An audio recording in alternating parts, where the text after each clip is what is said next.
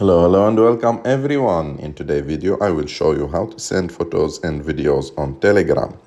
To do this it's very simple. You have just to go to Telegram, open it, and after that go to the conversation where you want to send pictures or videos.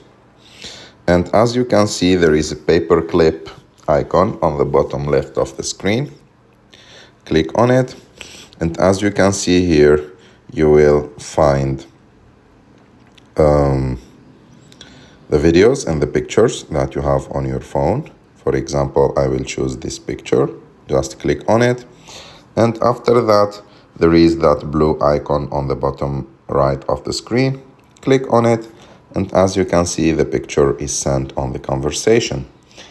I hope that you like this video. If you like this video, don't forget to subscribe to our channel, to like this video, and see you in the next video.